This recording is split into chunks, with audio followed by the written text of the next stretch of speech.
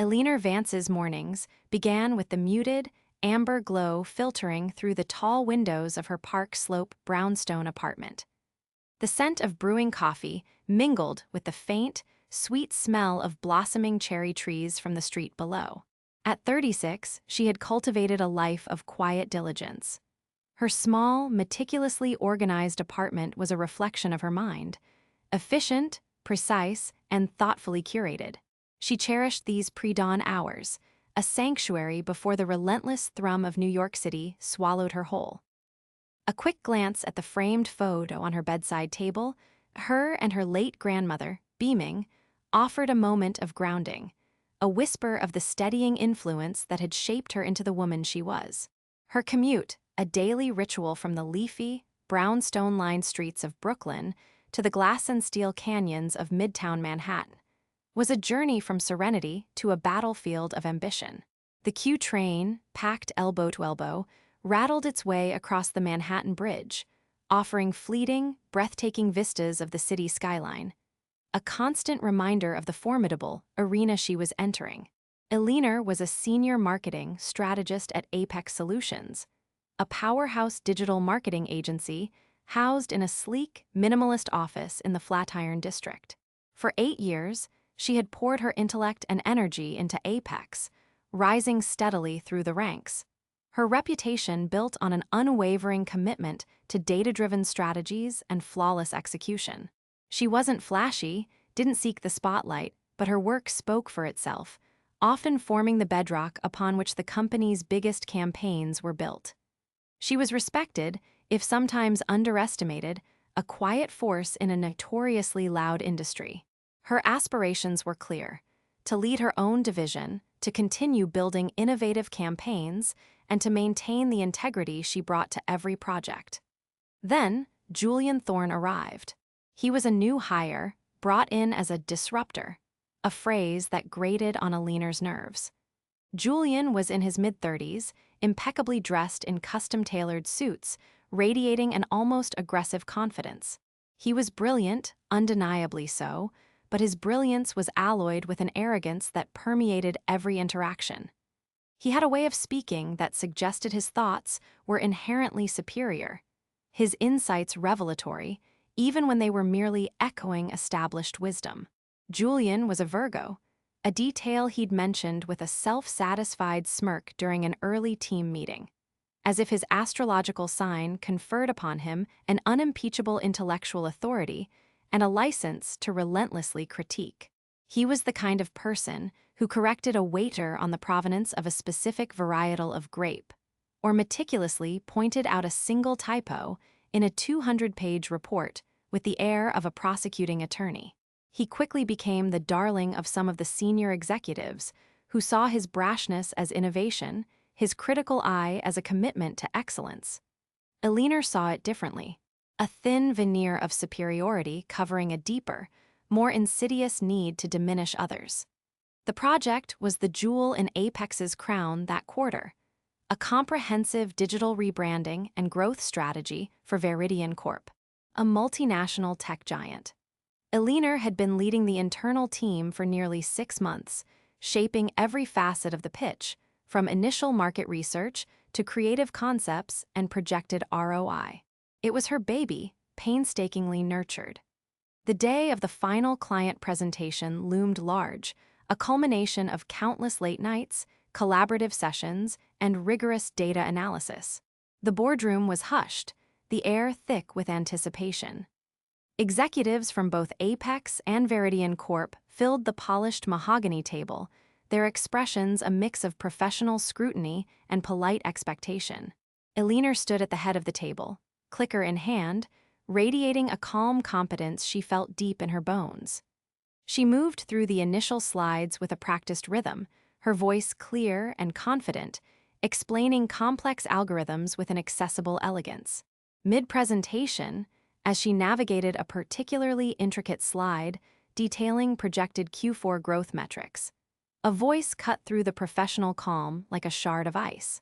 "Actually, Eleanor," Julian Thorne interjected, his voice carrying an unmistakable, deliberate theatricality, If you refer to page 17 of the Q3 metrics report, which was updated just this morning, you'll find the projected growth rate for Q4 was revised to 8%, not 1%. A small but, I think you'd agree, significant oversight, especially when presenting to a client of Veridian's caliber.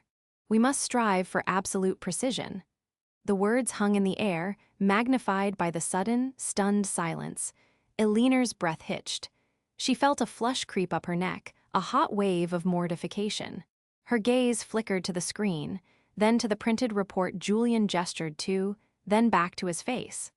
A faint, almost imperceptible smirk played on his lips, his eyes gleaming with a self-satisfied triumph. He had deliberately waited, a predator patiently observing, for the precise moment to strike, ensuring maximum public humiliation. The updated report he cited had been released less than an hour before the presentation, a minor, last-minute tweak by a junior analyst, which Eleanor hadn't had time to integrate into her final slide deck, as she was already setting up in the boardroom. It was a detail, yes, but not a significant strategic shift. Yet Julian had wielded it like a weapon. The room's atmosphere shifted. The Veridian executives exchanged quick, knowing glances. Apex's CEO, Marcus Thorne, no relation, but ironically, Julian's biggest champion, cleared his throat, a subtle signal of disapproval directed at Eleanor. She stammered, trying to regain her footing, to explain the timing, but the momentum was lost. Her carefully constructed facade of competence had been publicly fractured. The rest of the presentation felt like walking through quicksand, every word she uttered now imbued with a faint haze of doubt. The damage was done. The client's once-eager attention had been replaced by a subtle, almost imperceptible skepticism. The meeting ended on a polite but distinctly cooler note. Julian, however, managed to contribute a few brilliant closing remarks, subtly implying his keen eye for detail had saved the day, further twisting the knife. Eleanor retreated. The walk back to her desk felt like an endless gauntlet of imagined stares and hushed whispers. The open-plan office, usually a source of collaborative energy, now felt like a panopticon, every eye a judgment. She packed her bag in a blur, muttering a flimsy excuse about feeling unwell, escaping into the cacophony of the city. The subway ride home was a suffocating blur of motion and noise. The vibrant streets of Park Slope offered no solace. She unlocked her apartment door, the click echoing in the sudden silence, and collapsed onto her sofa, the city's distant hum a dull throb in her ears. The replay began, an agonizing loop in her mind. Julian's cutting tone, the executive's subtle reactions, the client's raised eyebrows, Marcus Thorne's disapproving glance. Each frame a fresh stab. Shame, hot and visceral, flooded her. Then it morphed into a cold, seething anger, a bitter resentment that tasted like ash. She felt utterly exposed, professionally diminished, her years of meticulous work seemingly erased by one calculated public ambush. Tears welled, hot and stinging, blurring the edges of her vision. She cried until her eyes were puffy and her throat raw, a primal release of all the frustration and injustice. The thought flickered, quit. Just quit and walk away from this whole toxic charade. But the idea, though tempting, felt weak, a betrayal of the formidable woman her grandmother had raised her to be. Eleanor wasn't a quitter. She was a builder, a strategist, a quiet force. The raw emotional collapse eventually gave way to a hardened resolve. The humiliation had been public, devastating. The redress, she decided with a chilling clarity, would be private, precise, and utterly unassailable. He wouldn't just get away with this. He couldn't. Her hidden advantage wasn't in flashy presentations or charismatic speeches. It was in her meticulousness, her ability to observe, to connect disparate pieces of information, and her deep, almost encyclopedic knowledge of Apex solutions.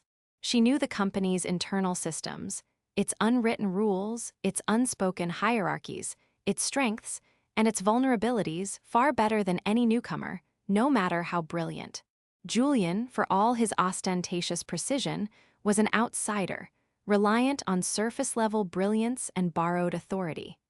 Eleanor, however, had spent 8 years building foundations. The first step in her silent campaign began not with action, but with observation. She started watching Julian, not overtly, but with the detached, almost clinical eye of a seasoned investigator. She noticed his habits. The way he'd arrive precisely at 9:03 a.m. every day, always with a fresh, expensive coffee. The way he interacted with junior staff, dismissive, impatient, often taking credit for their ideas in meetings, subtly tweaking their analyses just enough to claim it as his own. She saw how he'd often delegate crucial, time-consuming data analysis tasks to the most overworked junior analysts, then barely review their work, trusting in his own ability to spin any narrative and his confident delivery to mask potential inaccuracies. He was a master of presentation, less so of the painstaking groundwork he so loudly demanded from others. Her Virgo irony, she realized, was his undoing. He was so obsessed with correcting others' minor errors, so focused on surface-level perfection, that he often overlooked or even created deeper, systemic flaws in his own work process due to sheer overconfidence and a lack of true oversight. He was a man who polished the facade while letting the foundations crumble. Eleanor began to document everything, not just his public gaffes, but the quiet, almost invisible shortcuts. She noticed he would frequently use an unauthorized personal cloud storage service for sensitive client data, bypassing Apex's secure servers because it was more convenient for him to access from home. A blatant, albeit easily overlooked, breach of company compliance protocols. She observed his expense reports, noticing minor but consistent discrepancies. Inflated taxi fares, undocumented client lunches, subtle miscategorizations that individually were insignificant, but collectively painted a picture of a man who believed the rules applied to everyone but himself. Eleanor also started subtly building a network of allies. She made a point of engaging with the junior staff Julian had publicly or privately belittled. She offered genuine help, mentorship, and a sympathetic ear, becoming a quiet confidant. Without explicitly seeking information about Julian, she naturally absorbed the growing discontent. A quiet resentment simmered among the younger team members, who felt their contributions were routinely appropriated or dismissed by Julian. They respected Eleanor, seeing her as a stark contrast to Julian's abrasive style. She became their unspoken advocate, and they, unwittingly, became her eyes and ears. One junior analyst, a bright but timid woman named Chloe, confided in Eleanor about Julian's demanding and often contradictory feedback, and how he'd once misplaced her critical market analysis only to present it as his own findings a week later.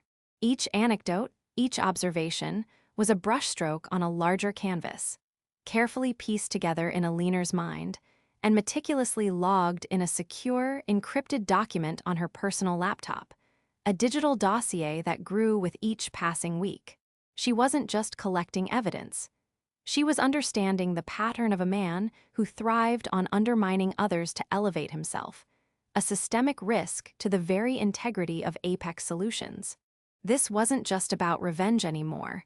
It was about protecting the company she had dedicated her life to and the talented, often vulnerable people within it. Eleanor waited. She knew a swift, emotional reaction would brand her as vindictive, but a slow, strategic dismantling would be seen as a necessary course correction. She bided her time, allowing Julian to further entrench himself, to make more missteps, to alienate more colleagues, while she quietly collected her evidence. The timing had to be impeccable, the moment when Julian's own vulnerabilities would be most exposed, when the company's need for his disruptive brilliance would be outweighed by the risks he posed. That moment arrived with the Horizon Project, a colossal pitch for a new social media platform, even bigger and more complex than Veridian Corp. Julian, now firmly established as a rising star, was given the lead, and he approached it with his usual blend of bombast and delegated diligence. He had pushed his team, including Chloe, to the absolute brink, demanding impossible deadlines for data aggregation and analysis, then making last-minute changes that he barely reviewed. Eleanor saw her opening. She approached Chloe, not with a direct instruction, but with a subtle, almost academic question. "Chloe," she began during a quiet lunch, "I was reviewing some of the Horizon data, fascinating stuff. Have you double-checked the cross-referencing between the initial user engagement projections and the revised QWO demographics? Sometimes, in these massive datasets, a slight lag in updates can create a ripple effect, right?" Chloe, already stressed, admitted she'd flagged a minor discrepancy in that exact area, but Julian had dismissed it as noise, insisting his overarching narrative was more important than micromanaging data points. Eleanor, her face neutral, offered a quiet word of encouragement. "Your attention to detail is truly an asset, Chloe. Sometimes the smallest noise can indicate a much larger frequency shift. Perhaps it's worth a second look for your own peace of mind before the final board review, just to ensure all your bases are covered." She didn't tell Chloe what to do, but simply empowered her to trust her own analytical instincts. A few days later, during the crucial internal board review for the Horizon project, a meeting attended by the same executives who had witnessed Eleanor's public humiliation, Chloe, emboldened by Eleanor's quiet support, hesitantly raised her hand. "Excuse me, Julian," she began, her voice trembling slightly but firm. "I just wanted to bring up a potential discrepancy in the QWO demographic projections, specifically in the Gen Z engagement rates. It seems the revised dataset, when cross-referenced with the initial user survey data, shows a slight deviation of approximately 0.4% in the projected growth, which, if compounded over the proposed 5-year plan, could impact our overall ROI estimations by a margin of 2–3%. Julian, caught completely off guard, blanched. He attempted to dismiss it, to wave it away as a minor rounding error. But Chloe, now finding her voice, presented her meticulously compiled, albeit small, data subset, clearly showing the potential flaw. The executives, remembering Julian's earlier, public correction of Eleanor, listened intently. A seed of doubt, planted by Chloe, began to sprout. This was Eleanor's cue. She hadn't said a word in the meeting, but the moment the room stirred with quiet concern, she initiated the final phase of her plan. She scheduled a private meeting not with HR, but directly with Amelia Davies, Apex's chief operating officer. Amelia was known for her shrewd intellect, her zero tolerance for corporate risk, and her quiet respect for Eleanor's long-standing contributions. Eleanor walked into Amelia's office with a simple, unmarked manila folder. "Amelia," Eleanor began, her voice calm, devoid of any personal emotion, "I've compiled some observations regarding Julian Thorne's operational practices that I believe pose a significant and growing risk to Apex Solutions. This isn't about the recent Veridian pitch, nor is it personal. This is about systematic integrity and compliance." She presented her dossier. She began with the unauthorized cloud storage, showing timestamps and file names of sensitive client data stored on unapproved personal servers, a clear breach of data security protocols. She followed with the pattern of inconsistent expense reporting, detailing the small but frequent discrepancies, indicating a casual disregard for company policy. Then, she presented the documented instances of Julian taking undue credit, not just from Chloe, but from several other junior analysts, backed by email chains and project records.